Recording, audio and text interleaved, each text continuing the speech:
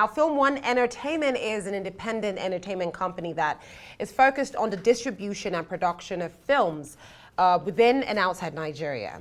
And joining me now from our Lagos studio is Ladun Awobokun, the Chief Content Officer at Film One Limited, who's going to be joining me to talk about just a couple of the films that are currently on their schedule, as well as the importance of circulating these films. Ladun, it's great to have you join me on the show. How do you do?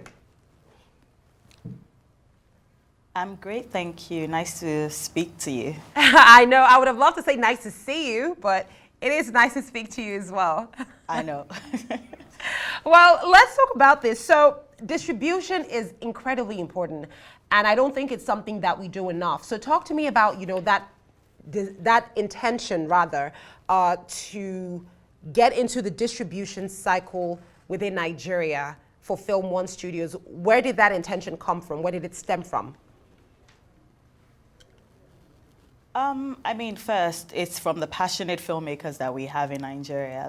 I believe it was last year, the NFVCB, Nigerian Film and Video Censors Board, said there were 2,500 films, Nigerian films, filmed in the country. And again, that's just in 1 year. So when there's a lot of film and a lot of content being filmed, whether it's feature films or series or whatever it is, it now it creates the problem, or which is a good problem, of distribution. Where do you put these films? So of course, that's how it came to be. That's how Film One came to be. And from distribution, we've morphed into also doing production. And we're here today, I agree, but obviously so let me understand this. With Film One, it doesn't just stop at distribution, because you own theaters as well. Now, not every distribution company has a theater, that's a cinema, right? But Film One is a distribution company that also has a cinema. So it's almost as though when you distribute your films, they're primarily niched to Film One cinemas, aren't they?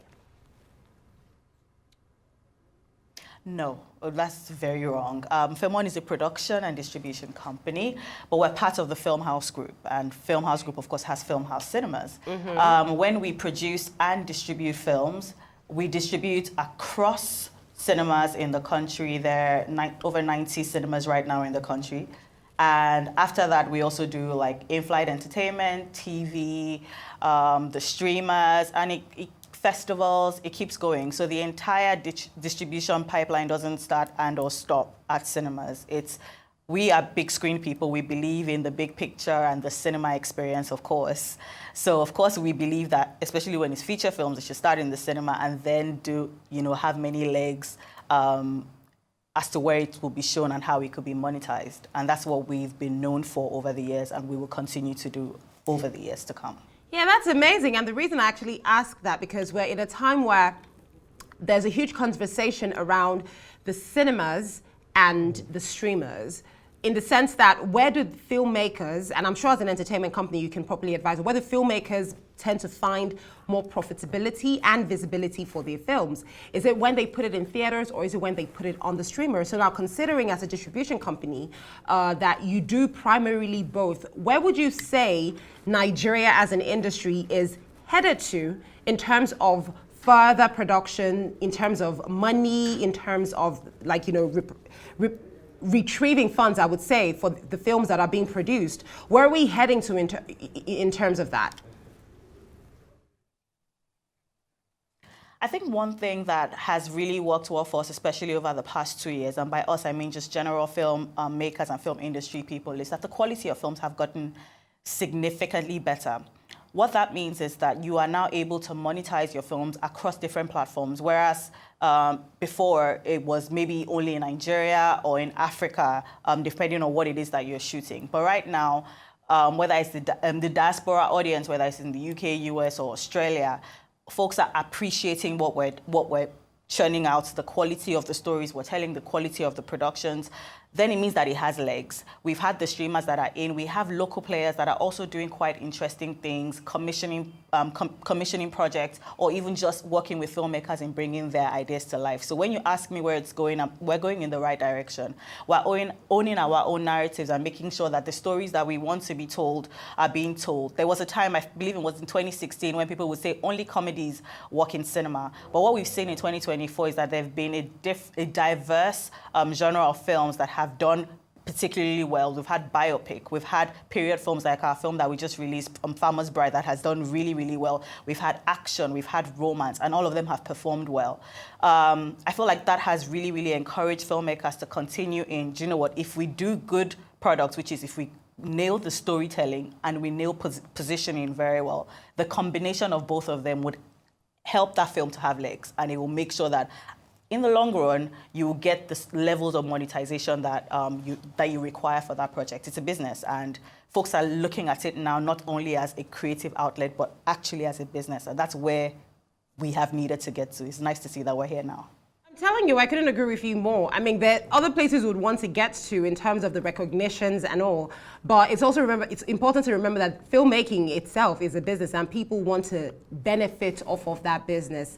And moving forward now, distribution for Film One, how do you select the films that you jump on, basically? How do you select the projects that you choose to distribute under your platform? Yeah, we have an internal selection process. I won't go into that, but essentially you submit it. We go through our internal selection process, but it really is what sort of film is it and the available date. So for instance, I would say our standard format is to think, oh yeah, this film, can it do cinema or not? In making that decision, it's based on what the story is, what's your cast, or rather who's your cast, who's in the film. What's the story about? What's the picture quality? Do we then now have space in the calendar? Because again, you don't want to pit films against another one that would make it not succeed. So it's making those decisions and then communicating to the filmmakers to say, oh, yes, this is what we've done. This is what we think. We'll send a film report. This is how it works. This is when we think you should release. Shall we move forward, etc. Oh, that makes sense, because I would say, you know, what are the chances for upcoming filmmakers? I would say that's filmmakers who may not have, you know, a great cast in terms of popularity, not in terms of content or skill, but in terms of how well known they are. They have a great film, but it may not have the, you know, looks of what makes our typical blockbusters, which has a lot of, that's a completely different conversation alone. So what are the chances of those type of filmmakers getting on board Film One distribution, you know, in terms of the wide reach that you have explained Film One has? What are the chances of somebody who's literally just putting out their first film landing a Film One distribution through that selection process? Yes, I feel like that's one of the reasons why we're excited that we also play in the production end of things. As at this year, we have co-produced 52 films altogether. What that means is we have, well, maybe not 52 filmmakers because we've done some repeat ones with different people, but it means that we have actually co-produced 52 different pictures. And some of them are well-known producers, some of them are not so well-known. I'll go back to Farmer's Bride again that we just shot now. It was written and co-directed by Jack Opukeme, who only just joined the industry maybe like 3 years ago. I'll say 3 or 4, like officially 3 or 4 years ago, and we ended up, you know, commissioning this film, and it became only the second Film One original, and it's doing very, very well. So there are different opportunities like that, especially when it's from the production end of things, where you come with a deck and say we would like Film One to partner with us to make this film. We pride ourselves on doing that with, especially with people that are just coming into the industry. So new writers, new production managers, just pairing them with other filmmakers that do have that experience and ensuring that they grow that, grow their experience. So we've done this quite a number of times, like I said, with both established filmmakers and up-and-coming filmmakers, but usually it starts from the production end of things. We have also had opportunities where films that are distributed are by not-so-popular filmmakers. I always scream collaboration. Everywhere I talk, I'm like, collaborate, collaborate, collaborate. You don't have to be popular. It could be 3 people that have a good story or 3 separate filmmakers that have a good story. Everyone works on what is your strength here, and you do good product. And then bring it to Film One and say, oh, we would like you to distribute. If it makes sense and if it checks our internal boxes, of course, we'll jump on it.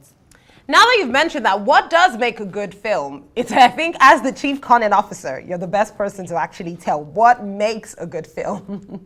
Mm-hmm. You know, it's at the story. It's the story. You know, sometimes you hear some compelling stories. It really is the story, that the idea that now becomes something huge or better. It starts with, what is that story that you're trying to tell? That story then now, because from the story you can determine, okay, who are we speaking to? Who you are speaking to is also important, because that's how you make a good film. You know who you are targeting, the audience that you know is coming to the cinema, or you're targeting the audience that you know is at home watching TV, or you're targeting the audience that you know is paying the subscription to get on streamers. So it is with the story, it is knowing your audience to make sure that that story ties to the audience, right? And it's also, who are you working with on your crew? Crew is very, you know, they're so important to the film, and you know, they know that they're very important because they determine the picture of the film, the feel of the film, how it looks, the appeal of it.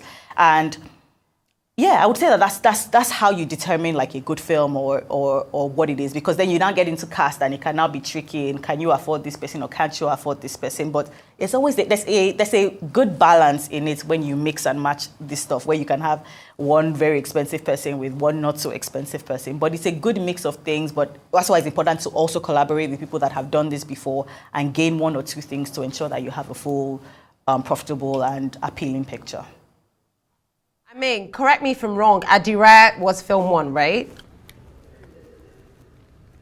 Correct. Exactly. That was our first original. Adire. Yeah, but did Adire have a theatrical run? Yes, it did. So, then now it's on Netflix. A short, theatrical run, but it did. Okay, so soft in the sense that it was in theaters for a week or two. Oh no, like 4 weeks. 4 weeks, and then now it's on Netflix. The reason I was going to say that is because I love Adire. It's a fantastic story, and interestingly, there are a couple of actors in the film that you don't see that often, right? So I think if there's one thing I'm going to encourage is the idea of the story. Adire is one of the most beautiful stories I've seen this year. I have to say, it's a very unconventional one. So I'm looking forward to seeing The Farmer's Bride, because I know that's the next story. Yes. And I'm hoping that, you know, it's not going to disappoint. I doubt that it would, though. But Ladun, thank you so much for sharing, you know, of the work that you do at Film One with us in Arise 360, and keep up the good work. I feel like we need more of this and more Film One originals as well, because clearly there is an interest in storytelling there at the heart of what you're doing at Film One. So thank you for that.